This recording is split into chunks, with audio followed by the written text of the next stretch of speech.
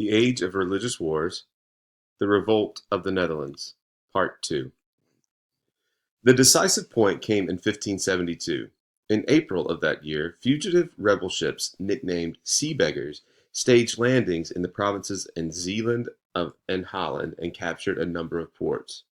The Spanish were never able to recapture either province, for in this low-lying country the dikes could be opened to flood an invading army. In the late 1570s, William the Silent had his last real chance to unite all 17 provinces. In 1576, the Spanish garrison in the still loyal to Spain southern provinces ran amok because the soldiers had been unpaid for 2 years.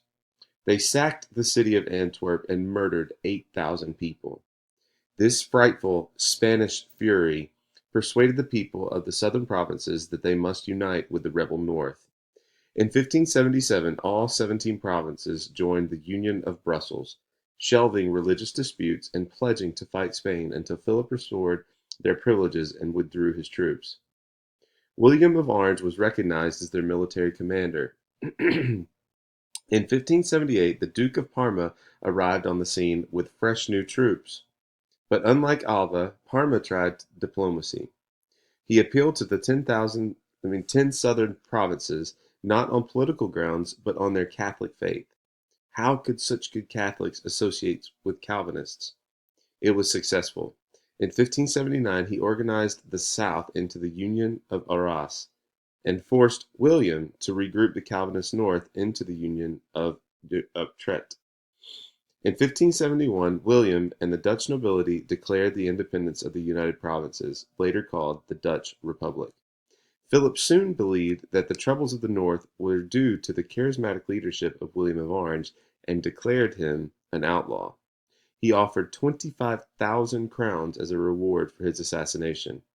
In 1584, French ultra-Catholic Balthazar Gerard murdered him at point-blank pistol range. This is widely accepted as the first head of state assassinated with a gun. Gerard's torture and execution is the stuff of legend. In the first night of his imprisonment, Balthazar Gerard was hung on a pole and lashed with a whip.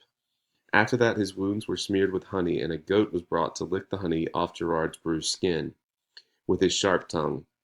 The goat, however, refused to touch the body of the sentence. After this and other tortures, he was left the night with his hands and feet bound together as a ball so he couldn't sleep. During the following 3 days, he was repeatedly mocked and hung on the pole with his hands tied behind his back. Then a weight of 300 pounds was attached to each of his toes for half an hour. After this half hour, Gerard was fitted with shoes made of well-oiled raw dog's leather. The shoes were 2 fingers shorter than his feet. In this state, he was put before a fire. When the shoes warmed up, they contracted, crushing the feet inside them to stumps. When the shoes were removed, his half-broken skin was torn off. After his feet were damaged, his armpits were branded.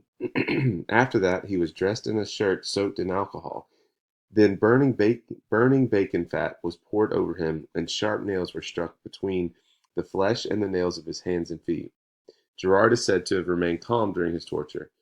The magistrate sentenced that the right hand of Gerard should be burned off with a red-hot iron, that his flesh should be torn from his bones with pincers in 6 different places, that he should be quartered and disemboweled alive, and that his heart should be torn from his bosom and flung in his face, and that finally his head should be taken off. With the death of its great founder, the Dutch Republic was truly in desperate plight. The Dutch had so far received little help from Germany and France, almost none from England. Now Queen Elizabeth, with William gone, sends a small army. For 2 years, the joint Anglo-Dutch force held the line against Parma. Philip II, in the Escorial, remembered his mighty naval victory against the Turks at Lepetano, and decides that another such blow could crush the Dutch, English, and the French Huguenots. Accordingly, he prepares a huge new fleet, the "Invincible Armada," designed to clear the English Channel and end the revolt of the Netherlands, and eventually invade England.